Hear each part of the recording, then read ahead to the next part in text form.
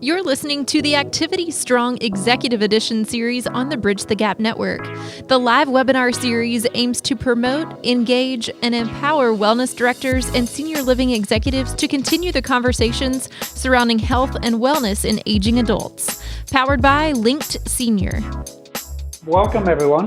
Welcome to today's Activity Strong Executive Edition webinar, where I'm very excited to have Sara Padilla, Vice President of Resident Care at Merrill Gardens, and Shirley Nickels, COO at SafelyYou. Welcome, Sara. Welcome, Shirley. And I also wanted to welcome everybody on the line. Actually, let me just share with you that I hope that all of you had a wonderful July 4th. I was talking to Shirley and Sara just earlier. Here in Washington, D.C., we had a lot of fireworks and tons of fun. I hope you were able to take a little bit of a break and have a relaxing long weekend. Today's webinar is one of our quote-unquote executive edition that we have in partnership with Bridge the Gap, where obviously, as part of the Activity Strong initiative, it is all about acknowledging activity and life enrichment professionals, empowering them and educating them, but also being proactive and inviting quote-unquote executives to the discussion. So if you are a quote-unquote executive and you've joined us today, I wanted to welcome you especially, but also thanking you for taking the time, because just your presence means that you value activity and life enrichment and you're part of our quote-unquote platform to help us elevate the discussion. Today's topic is extremely important, and I will be sharing a quick introduction. But before that, I wanted to share with you a little bit about us. So myself, like Megan mentioned, I'm the CEO and co-founder of Linked Senior. Linked Senior is a resident engagement platform for senior living. We touch about 45,000 lives in the US and in Canada, and we work with leading operators such as Merrill Gardens, hi Sarah, and we're very excited to be partnering with these providers in elevating the experience for the elders, their residents. Our work is simple. It is all about resident engagement, and it's also about helping, quote unquote, measure the impact. So we're the only platform in the market where the work has been published in a peer-reviewed journal in 2019, and we're very passionate about measuring resident engagement and correlating that with outcomes.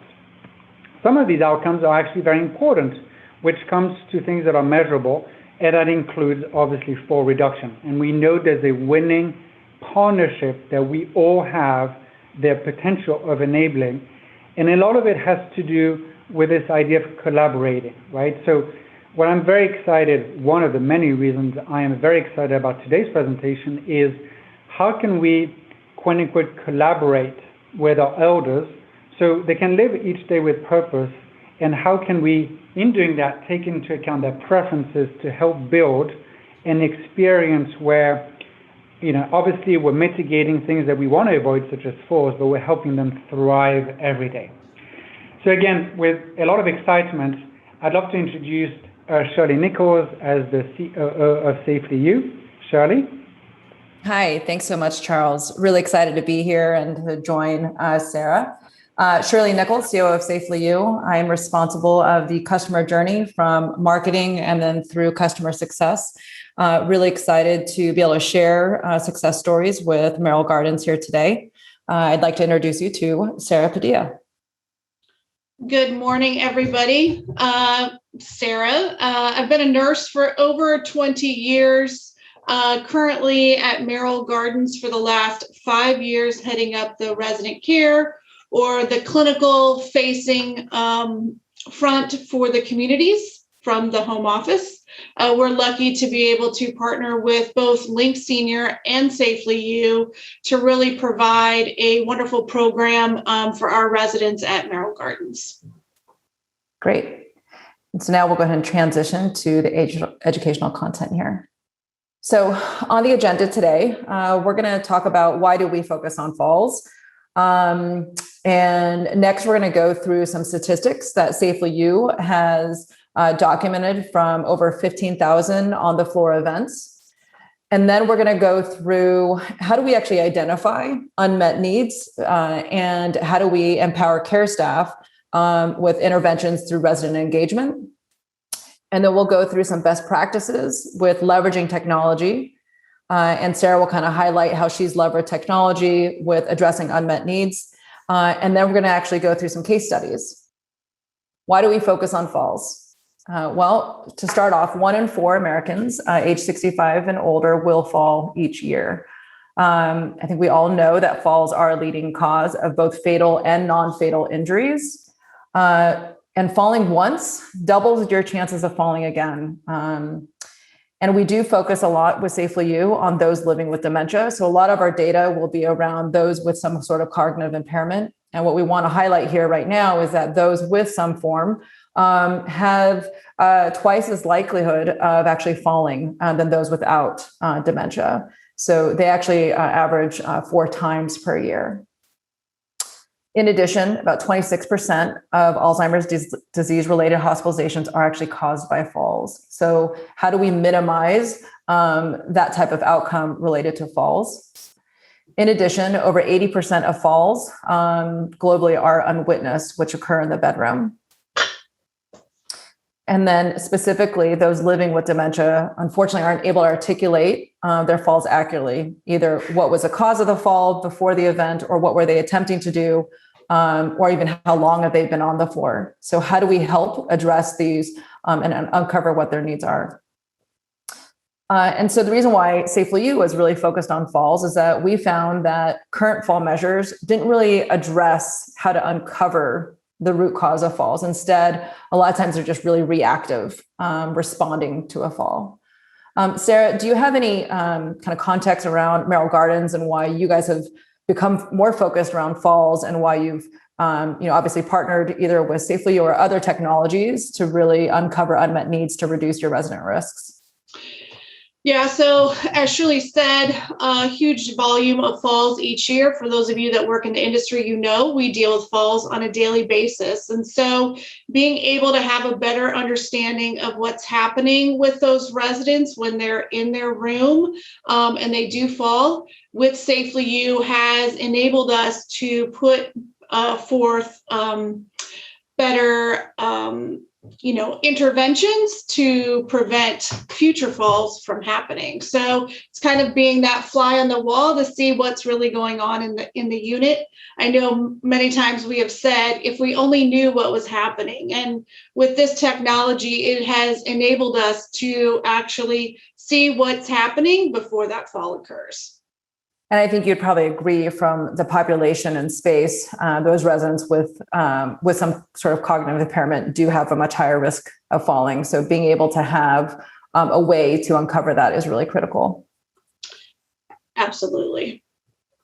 So what has SafelyYou learned through our 15,000 on the floor events? So we kind of want to highlight here was of all of our communities, about 94% of the detections would actually be unwitnessed, meaning in the bedroom where the resident is alone, it happens 94% of the time. In addition, this actually was kind of the most insightful statistic across all of our communities when they onboard is that 38% of our what we used to call falls are actually intentional, where the resident self-lowers to the floor. They make a choice, whether or not they're cued by their shoes. Maybe they just enjoy sitting on the floor.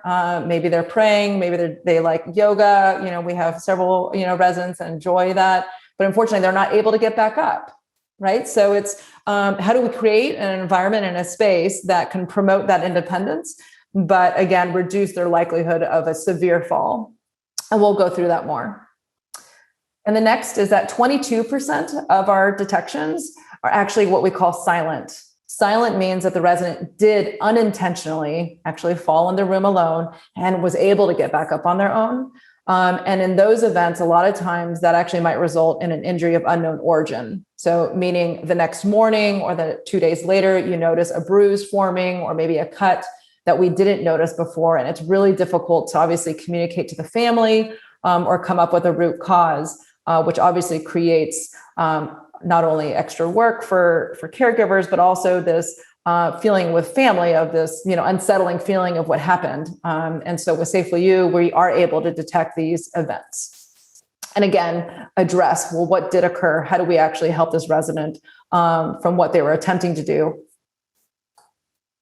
And then lastly here, we've actually uncovered that most falls, only 4% of falls actually result in a more traumatic injury. So what this is telling us is that most of the time, falls are solvable in a sense, that they are not extreme, that we can help enable that environment to be safe for that resident so we can keep them safe in their community so that we don't have to send them out for unnecessary ER visits. Next, we're going to kind of get into hour of day falls. So we've been able to trend when do falls actually occur. So as you know, sometimes if you're not using a technology, you're doing your routine rounds, wellness checks on residents. Unfortunately, we don't know how long they might have been on the floor. And so what we want to highlight here are pretty much two peaks that are typically occur between 3 and 7 and 6 to 10. And that's usually because a resident might be ready to get up, in the morning a little bit earlier than they are used to, or they're actually not ready to go to bed. We actually found that we might be putting our residents to bed at like 6 p.m., a little too early. They actually still can be engaged and still can go do things. Or there might be some residents that just have a different pattern of sleep. And so again, how do we address this more from a person-centered approach and really understanding what's happening in the room? And we'll kind of go through some of these examples. But again, I call out here, you notice the intentional versus a true fall event. And you'll see that they actually follow the same pattern in a sense, that those that intentionally lower themselves to the floor and also fall are basically around the same times. So again, how do we create that safe environment? If a resident wants to exit their bed sooner in the morning, well, how do we enable that? Or how do we create a safe space that they can lower and scoot themselves on the floor if they choose to, or create, again, ways for them to transfer on their own? Now I'm going to kind of highlight some of the environmental design things that we've witnessed. And Sarah, please feel free to kind of chime in any stories that you've seen at your community. So here we've seen, a cluttered room. So we know in a lot of our communities, families obviously like to send things. They also, when they move in, you might have a little bit more things than you probably would have wanted. But really understanding keeping design space is really not only making sure that the resident can focus on things that they're interested in, but really if it's cluttered, they actually don't know what to go focus on, right? And so keeping the environment as clutter-free is really important. I know, Shirley, real quick, as we've watched videos, families really want to recreate that same environment, maybe that mom lived in at home. And so just making some minor adjustments, things should be eye level, or you might have a bookshelf where all of her favorite books are on the lower shelf, and that's the way her home was. But in looking at what she's doing in the room and lowering herself down to dig through or find those books, making simple adjustments as to moving those things up to a spot that she can reach them has made an impact in many of our cases. Yeah, we've also witnessed from, think of like surface area as well. So on top of that shelf or on that small little desk area or by the TV console, you want to have clean space. So it may not seem like it's cluttered, but it does. It does add, and it's difficult for them to focus. So even looking for a TV remote, for example, when you have, too many things, it can be distracting for them to know which thing is the TV remote. So making sure, again, you're keeping the environment simple for them to engage in the things around them. Next year is about 18% of falls. We actually do see floor mats present. So wondering, are the floor mats actually useful in the space or not? Or is it actually hindering them to be mobile and to move? About 46% of the time, the rooms are actually dark.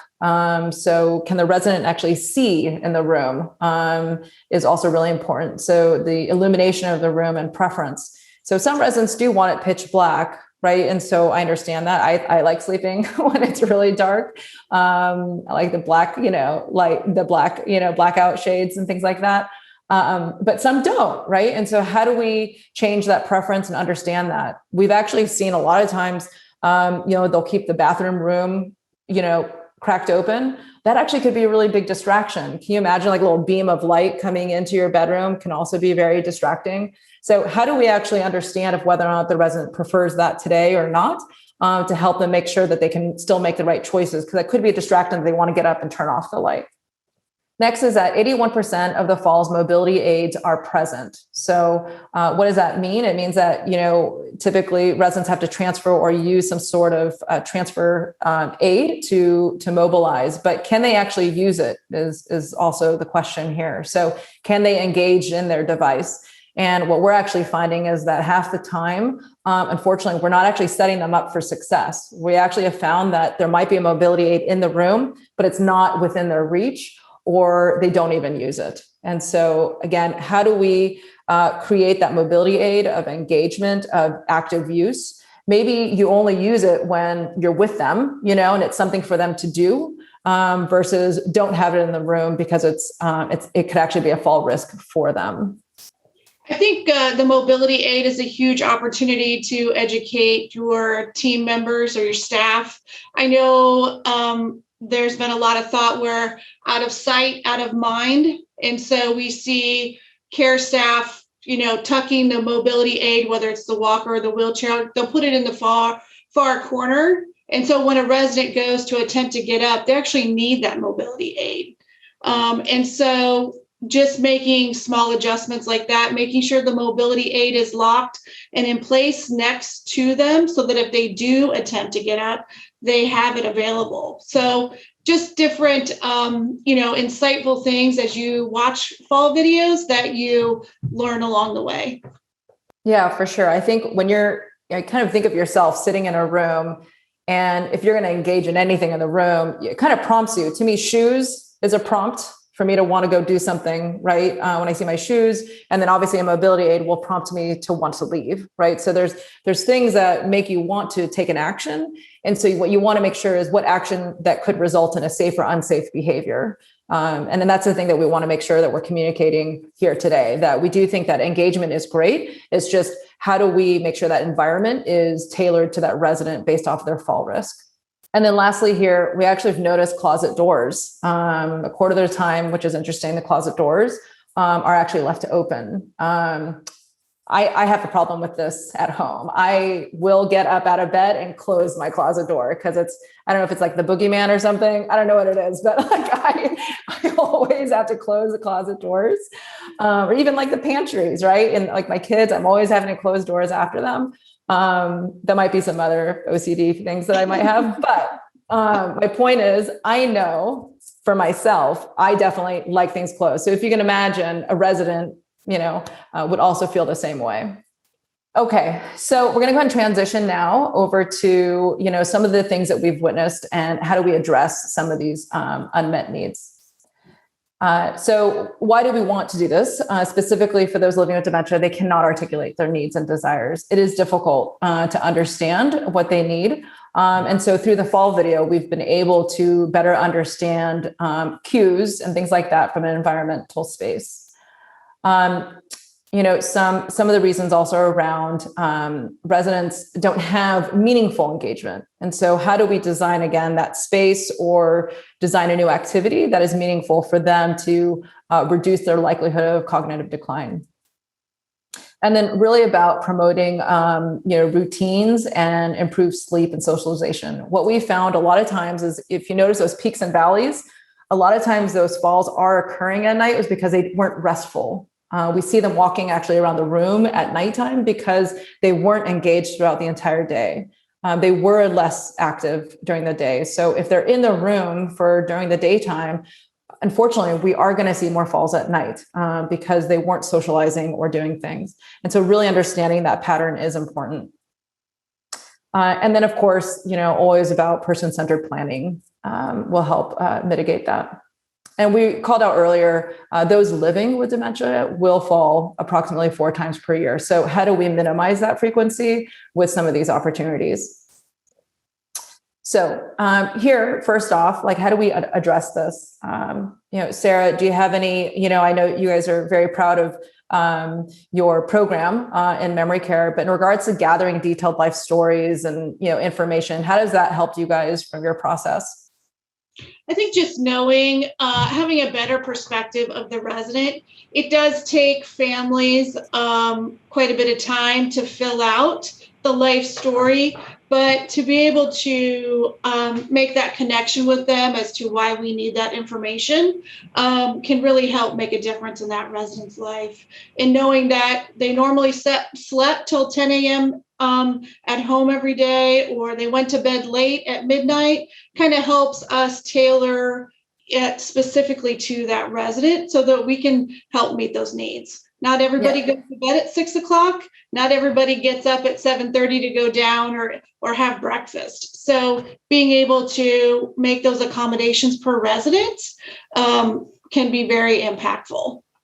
I thought this was also pretty critical in regards to observing the resident within their own space. So I think a lot of times our care staff, they're very task oriented. They have a lot to do. But if you don't actually see the resident engage within their own space of, are they actually using that chair? Are they actually using the TV? Do they actually still engage in the book? So making sure that the use of the environment remains engaged for them, and even just the mobility aid. A lot of times care staff will just kind of help transfer the resident with the mobility as opposed to make it part of the engagement. Let's actually get the resident be part of the activity, even just transferring example, but it also helps you observe them in their space to see if they can do things like that on their own. Does that make sense? Sarah, I think you guys do that pretty well. Absolutely. I think, we've encouraged or had our staff watch the SafelyYou videos. And so giving them that perspective of what's happening with the resident while they're in their unit has been eye-opening for them, and has been allowed them to kind of change what they do when they go into an apartment to engage with that resident. Yeah, and I think also, when there's been a change in condition, or a fall event, how do we create some sort of assessment of the room and how they're using their space is really important. So how do we create, again, that kind of that cadence in the community to assess that? I think the other piece, and we're probably going to talk about it, is we've also seen residents move a lot. So when you enter a room after a fall, a lot of times that's not where the fall occurred or when they lowered themselves to the floor. They move around quite a bit. And so being able to see that perspective, and that they actually lowered themselves way over by the bed, but when you come into the room, they're over by the bathroom. And so seeing what they're doing definitely has made a difference in what we're able to adjust or change within the room. I think 3 big things for us have been recliners or movable rocking chairs or rocking recliners have been a big impact for us, and that discouraging families from bringing those types of things into the room has made a difference for us. So other ways to address this is really about, enabling your direct care staff as well. Training them to see, shifts and changes with the resident, and what are clues to look for is really important as well. So we understand that, they're not going to be therapists and actually see some sort of gait change, but there might be just something subtle that is really helpful for us to try and prevent, a fall or a fall risk, or again, changing the room and the way that we use the room for that resident. It's really important to collaborate with more than just care staff. I mean, you really want to involve the family in the process to get their buy-in, and having different perspectives is really key to really uncover, a lot of this, especially with those living with dementia. Another area we have seen is medication review actually does make an impact, in assessing if you've seen a change of condition. There might be something else that might be related if they're showing less interested or engagement. We have seen a lot of times that could result in falls because maybe they are spending more time in the room because they are less engaged, right? And now they're spending time in the room alone, which then increases their likelihood of falling. And so how do we, again, keep all these different kind of team members involved in that process? I think a big takeaway is making sure that you're utilizing your pharmacy partnerships. Most of you work with a long-term care pharmacy that can perform drug regimen reviews. And so if you have somebody who's falling frequently, making sure you're asking your pharmacist to do a drug regimen review, because a lot of times they may uncover other things that may need to be changed, and can discuss those medication changes with the physician. Shirley, I have a quick question here. And, from a perspective of like a typical activity or life enrichment professionals, we hope as much as possible to get help from other departments, including nursing and care partners, right? And we want to do that so that we have other team members that help us engage the older or elders. And it seems to me that, I've counted, I think, 5 or 6 examples based on your data, Shirley, and what you've seen, Sara, with your communities, that if we had a way to enlist activities and life enrichment, around the preferences of our residents, so, yoga, the time of getting up or going to bed, the lighting. I mean, Shirley, I'm the same. Everything needs to be dark for me, and closet clothes and all of that. The amount of energy, that partnership is often where we see things make it or break it, right? Like that winning partnership. And I'd love to hear, Shirley, from your data, or Sara, from your experience, the perspective of non-activity staff. Like, what have you seen to be helpful that you would hope the typical activity director knows about, or the typical life enrichment professional to always take into account? What has been these things that make it or break it from your perspective? Well, I'll go first. So I think working on that partnership between clinical and care staff, and that we all have to take care of that resident. I think making sure that they're communicating even the day-to-day changes they may be seeing with the resident, encouraging the engagement staff to participate, whether it's in daily huddle or looking at our communication log on minor things that we may not think are a big deal, but the engagement staff would want to know too, like she's really tired today, or something else is going on with her. So I think making sure we have that open communication with engagement, because they're spending a good amount of time with the residents as well. And I think it goes both ways. Yeah. And I do think because of our data is all in the bedroom, what we've seen is residents spending more time in the bedroom, which I think is, we want to promote their own independence to spend that time in the bedroom. I think that partnership, though, with activities or life enrichment in regards to what do we do with that, again, that bedroom space to make that environment more engaging. So it could be simple as just color patterns, room, and that will create some sort of feeling, for that resident to want to possibly engage. I think that collaboration of just spending time in the room with possibly your activities partner of, hey, let's just sit in the room, for a few minutes.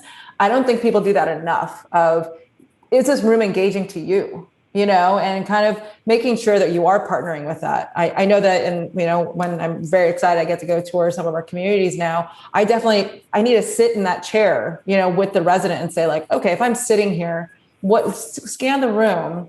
Is this room engaging for me to feel like I could be engaged in anything? Do I have my things accessible?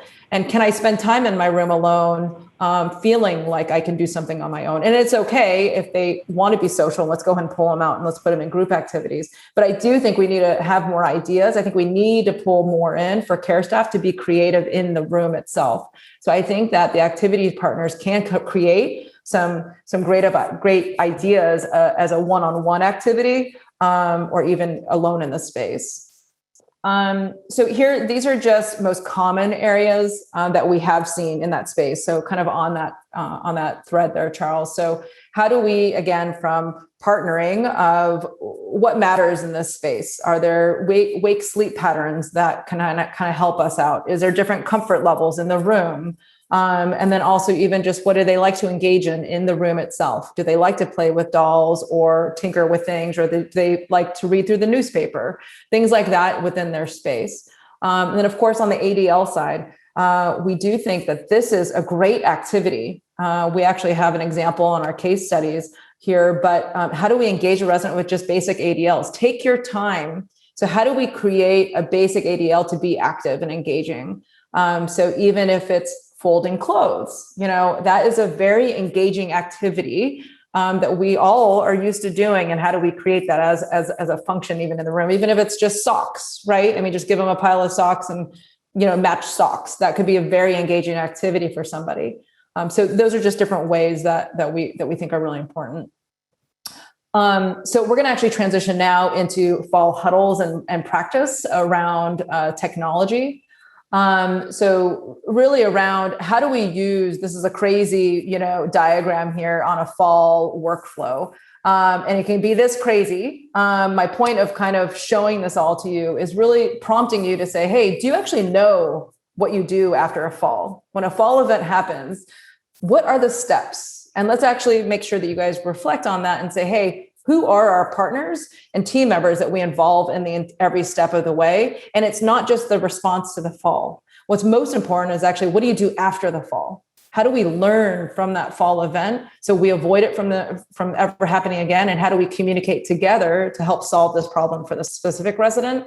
Or how do we learn from it and actually pay it forward? Right? So what did we actually gain from this information? And how do we actually share and collaborate as a team so we can actually support other residents? So some basics here is that we believe the fall huddle structure is really important. So we believe in having a fall champion represented that really supports every detail of fall events, empower your staff. We believe it's really important to have accurate reporting and the ability to analyze the interventions together as a group, as a multidisciplinary group here, which is where we have either your executive director, your general manager, activities coordinator, as we just mentioned, your maintenance, direct care staff, have everybody in the room to talk about this because they all can impact this process. And then really make sure it's part of embedded in your fabric, right? And so I think, Merrill, you guys have done a great job, partnering, with our customer success managers in this process. So can you highlight it all in regards to how this has helped you guys identify resident needs here?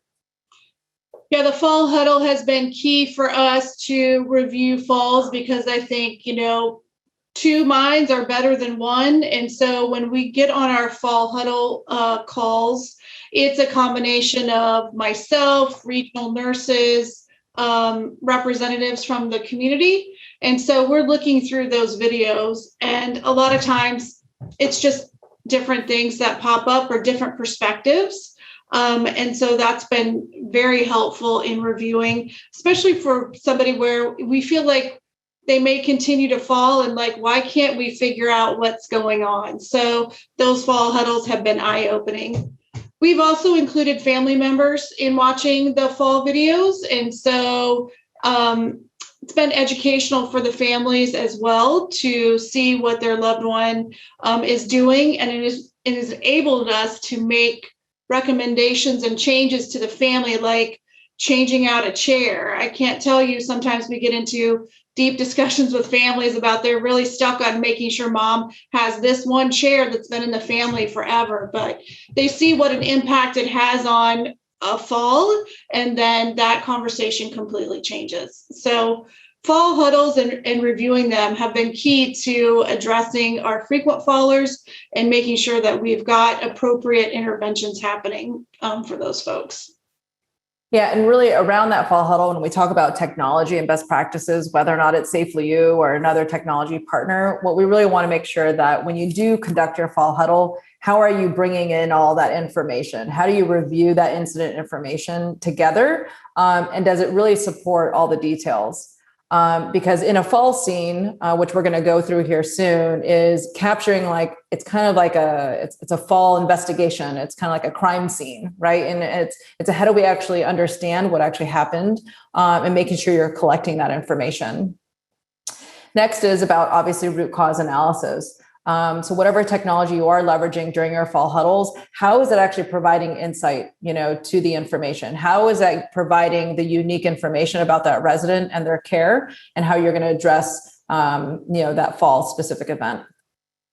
And then, of course, interventions and actions. How is your technology that you're enabling, how is it actually helping you close that whole loop? A lot of times with fall, prevention is actually the implementation of the intervention.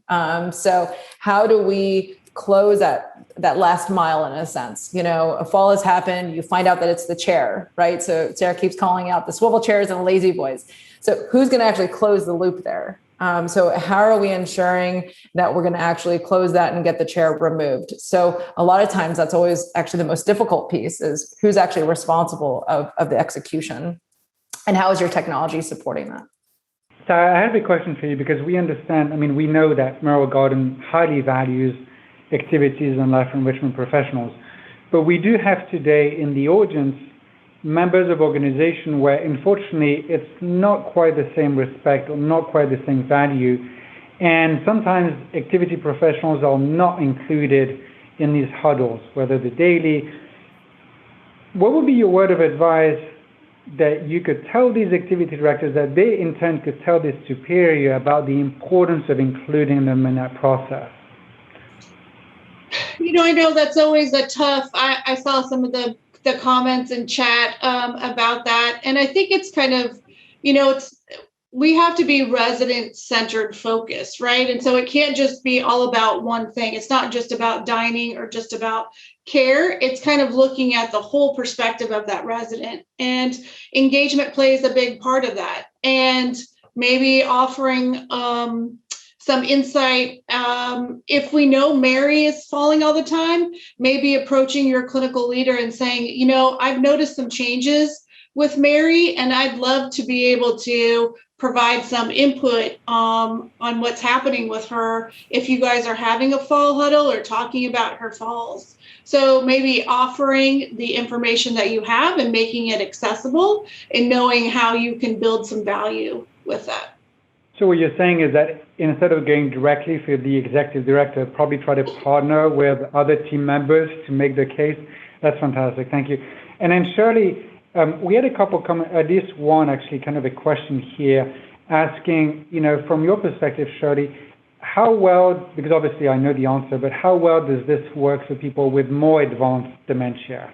Could you speak to us about the different levels and how these processes actually would work, hopefully with everyone? For sure. Yeah, I think, kind of transitioning, perfect cue here on how the technology works and how we do kind of advocate, or we actually believe that we support those that aren't able to advocate for themselves. So I'll kind of dive into how the technology works, as I do know that we want to get into the cases. So real briefly, so we leverage artificial intelligence through using computer vision. This is actually an image from Tesla's website. And so we use the same type of technology, that we take images from the camera and we train our algorithms to detect certain events in the room. So here, again, from a Tesla auto self-driving car, they have about 8 cameras all the way around the car, and they've trained it to understand what the patterns are on the road. And what SafelyYou has done is taken that same type of technology, but applied it within in assisted living and skilled nursing. So here you see, this is actually me in actually a Merrill Gardens community. I'm sitting on a bed, and the AI actually detects me as a human, but it has a confidence score of whether or not I'm on the floor or not. So this is an opt-in program also, by the way. So this is a consented process. We only turn on the cameras for those that opt in. And we also delete video upon recording if a fall is not detected. And so through this process, we can actually have a high accuracy of over 99%, and we're able to upload the pre-fall video. And so here, this is where the kind of the big takeaway here for advocating for those with some form of dementia is that we can actually not only notify the community immediately of the fall detection, but we can also provide the buffer video of what actually caused the fall. So what happened minutes before the fall event, so we can advocate for that resident. So today, unfortunately, somebody with severe dementia is not going to be able to communicate what they were doing, where they were, or if they're hurt. So instead, here's actually a video clip that I'll show you. This is a media release from a family member that approved us to share this with you. So this resident is living with dementia in a memory care and assisted living. You'll see here, she actually lowers herself to the floor with a pillow because she actually doesn't want to hurt herself. And what she's doing is she's actually watching Big Bang Theory on her TV right now, and she's looking for her TV remote. And so the problem here is that she can't find it, mainly because, as we could probably see here, there's a lot of patterns, right, in this room right now. And so she's shuffling around. So this is actually a couch, and this is her one bedroom. So this is her bedroom over here. But obviously you can see there's a ton of pillows, different patterns. And she is making a choice to lower herself safely to the floor. So this is that 38% that I mentioned to you earlier, that this is actually the intent of actually looking for something, lowering yourself to the floor. And how do we, again, create the safe space for her, or an engaging space that she can watch TV if she wants to, and she can change the channel because it's clear she still remembers how to use the TV remote. And so here, now that we know what she needed, we can make sure we can declutter her room, right, is one thing. And we can make sure the TV remote is accessible and we don't see all the cluttered things in this room, right? So we're talking about surface area and accessibility. So how do we, again, make sure she can remain engaged if she wants to stay in her room to do an activity like watching TV? So hopefully that kind of answers some of that question in regards to supporting those living with dementia. The purpose is to be able to observe and advocate for them of actually seeing what happened in the video. Yeah, that's a wonderful example, Shirley. And seeing this obviously makes me understand that actually the most value would actually be for the people that have probably more advanced level of cognitive Correct. change, right? Yeah. Okay. Yeah. Thank you. So now we'll kind of go through the cases. So this is our first case here. So this resident, so Sarah will give you, I know you know these stories pretty well, but for the attendees here. So this resident, she's had multiple falls before this, where she's seemed to be very busy in her room. She actually likes to exercise quite a bit, and you see her actually holding some sheets. She likes changing her sheets. It's an activity that she enjoys doing, but we saw that she would fall. As you can see, she also has a walker here in the bottom corner of the room, where she also has her folded clothes. So she enjoys engaging in these type of activities in her room, but unfortunately she did fall repeatedly. And so from here though, Sarah, if you recall kind of the interventions. Yeah, so you can see she's very busy. So this will be Shirley when she's older in her room. Everything's neat and tidy, and that's what she does. She's very busy in her room. And so she loves to change her sheets. Her falls were centered, several of her falls were centered around while she was attempting to change her sheets. So as an intervention, we actually have engaged her. So the care staff make it one of the things they do with her every 2 days is they help her now change her sheets. So they allow her to participate in that activity.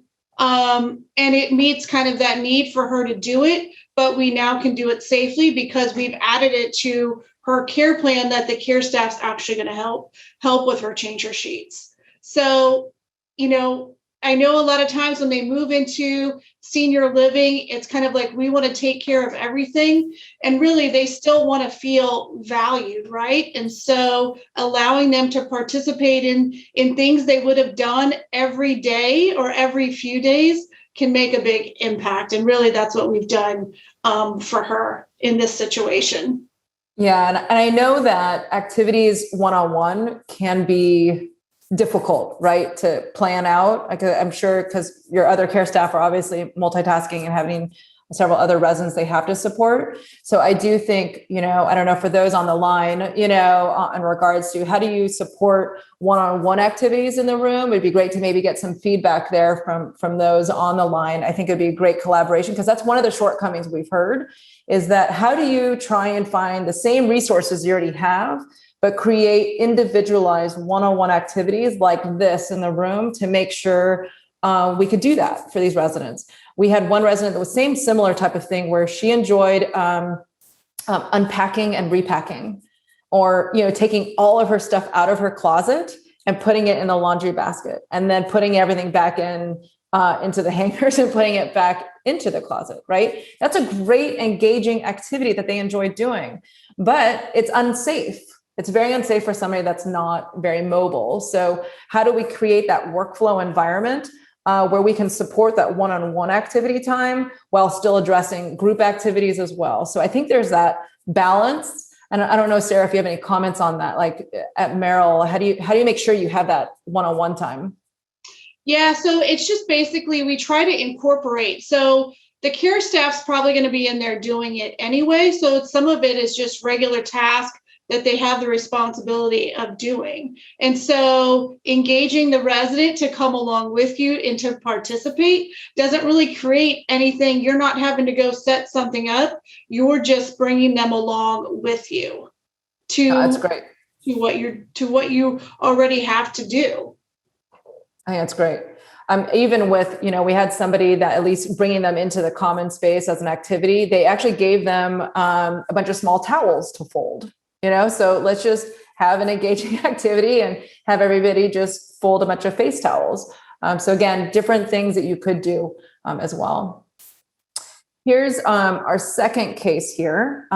This case, unfortunately, this resident did have multiple falls around her lazy boy, her recliner chair that I know Sara kind of mentioned is always at risk. But a lot of residents really enjoy it. It's very comfortable. But there's obviously many problems with these type of chairs, especially when you talk about being able to self-transfer. So you can see here, she can self-transfer to the wheelchair that's right next to her. But we did witness a lot of times her being unsuccessful to do that because, of course, the wheelchair was unlocked many times, or just she couldn't transfer completely. And this is actually where one of the recommendations are around observe your resident in their own space, observe them transfer themselves, observe themselves engaging in their mobility aid to see if they're successful in using it. So unfortunately here, she did have repeat falls.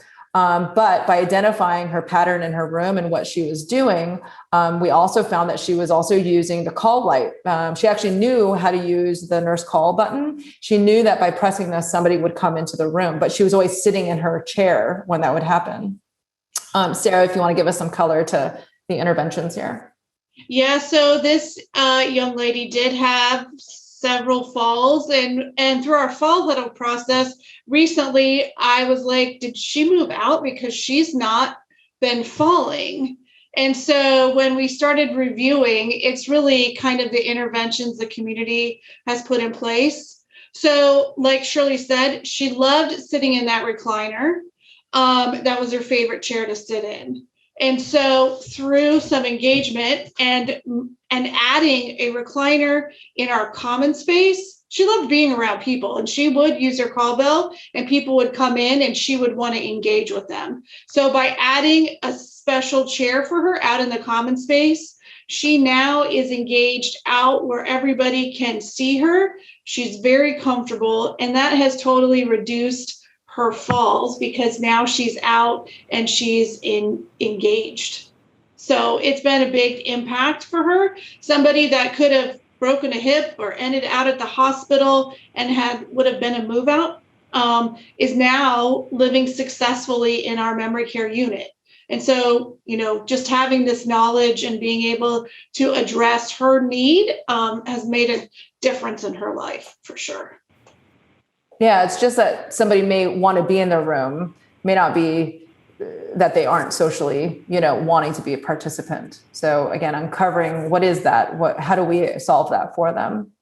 Shirley and Sara, I don't know I'm sure you're seeing the chat here, but I get excited a little bit like the audience from the perspective of the activity director, because obviously the technology is amazing, but it's also a fantastic way to empower activity and life enrichment, right? Like you've given at least 5 or 6 examples of interventions that without the technology, we may have found out, but not sure. Right now, that technology would actually enable and empower activity and life enrichment even more. So that's really exciting, and kudos to you both. No, it's great. It's great to hear. And I think the point is that we believe there's more collaboration that can be had, especially with our activities and life partners. So thanks for calling that out. And I think many times we tend to let's bring in therapy. We're always thinking from a clinical perspective. And Sure. so in looking at, this gives us, again, I say it's like the fly on the wall perspective. It gives us the entire view of what's happening. And sometimes our interventions don't have to be clinical in nature. And I think kind of that's what we're showing today. It doesn't always have to be about, clinical, throw another order another medication to, make sure she doesn't get up out of her chair. Yeah, that kind of wraps up, I think, on this last case here. So this is the fall scene. So you see there's some books here on the floor and just a folding table, right? And then you also see this TV that's on this really small little TV stand. So this resident actually enjoyed reading in his bed. So what he would do is he'd lean down to the floor to go pick up his books, and then he'd always miss his bed transferring back in, because obviously, a dynamic reach down that low and then being able to come back up. Unfortunately, they just witnessed that process for him repeatedly. And so what they were able to do was talk to the family, about the furniture here in the room, replacing obviously, this area right here. How do we make this more engaging for him and more space? And so here, Sara, if you want to kind of talk through this. Yeah, so after reviewing several of his falls, we definitely rearranged the room. You can tell several of these small tables are definitely not safe. If he tried to get up and put any weight on them or maneuver anything or hold on to them, they're definitely not safe space. The TV's not secured, none of that. So by looking at what was happening in the room, we actually created some space where he could have his books. He could sit here if he wanted to engage in watching his TV. He could do that. We have a chair with arms now, so easier for him to be able to help himself stand up and push himself up into a standing position. But I noticed some of the comments in that it is difficult to provide one-on-one, but in making some accommodations, he actually can engage and do things that he enjoyed, and it doesn't require a one-on-one staff in there to be able to initiate that. He now can read his papers or look at his books and his magazines in a much more safer space. Yeah, I think the coming up with ideas of independent engagement, in this space and making sure that the space is optimal. So even though we had that chair, but it was tucked in this corner. So to him, who would want to sit in that corner? It's just, it seems right? As we're sitting here being very judgmental, sitting at a still frame. It's very easy to be judgmental today, right? And so we also, for your own purposes of everybody online, we actually recommend, if you don't have SafelyYou, just take a picture of the room. Take a picture of your rooms. Sit down as a team. I'm sure you guys can collaborate before falls occur, right? So why don't we just take the time and collaborate as a team on, hey, let's just make sure our rooms are engaging and they want to use the furniture pieces that are even in the room to kind of inspire them to do something. Again, sitting in this corner without your books and being close by, that seems very obvious to us now, but it's helpful by taking that pause, like that freeze frame. And that's actually like, take the time and look. And that's kind of part of that whole prevention aspect of how do we actually just learn from some of this that we're sharing with you today. There's a lot you can do, and definitely partnering with your life enrichment and activities for sure. So that wraps up our last case. We just want to summarize, on a high level kind of what we've talked about. Gathering life history, obviously life story is really critical, even though we know that changes over time. But being understanding of that is really important. And don't keep that life story in a binder, right? That binder, I always see the binder when I come visit the communities, it's tucked underneath a desk. Create some sort of workflow that helps that process and making sure it's top of mind. Observe the resident. We mentioned this of just seeing, can they access things? Observe them in their space, sit down with them, take the 2 minutes, sit with them actually in their chair or sit actually in their chair and actually scan the room. Making sure, again, you're frequently assessing, even though there might not have been an event or a change of condition, make sure there's a repeated process. Again, take a still frame of the room, make sure that's something you guys want to do as part of the process, quarterly, semi-annually. And really try and train your direct care staff on engagement and clues to look for would be really helpful. Or even kind of Sarah's point, you're already going to do certain ADLs in the room. Let's train the care staff how engaging you can make that one activity. Brushing your teeth, for example, could be a lot more engaging than just doing every step of the toothbrush. That could be a huge activity for them that they already need to take place. Again, also interdisciplinary team, definitely try and get more involved with multiple people in that room when you're doing that fall huddle review.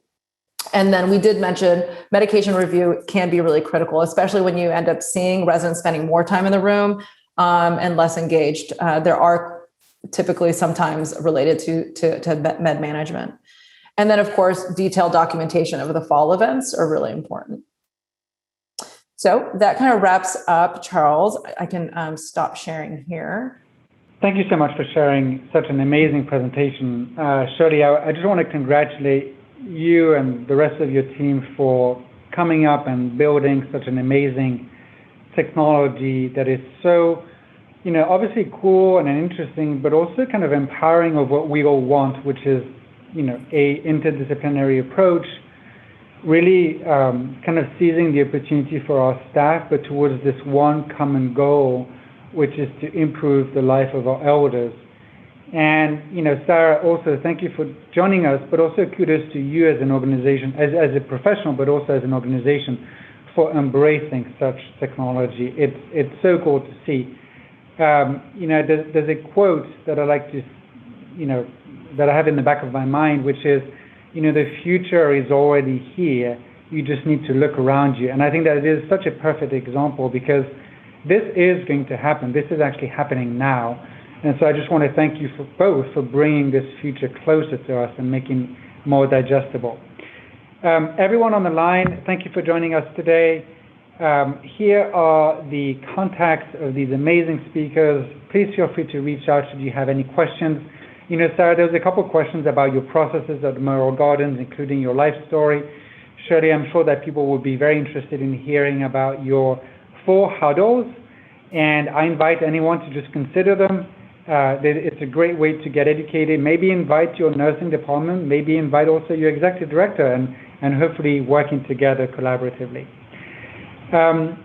Regarding Activity Strong, I do want to share a couple of announcements, which are some of our upcoming webinars. Obviously, we are continuing after our very successful summit that we had a couple of weeks ago.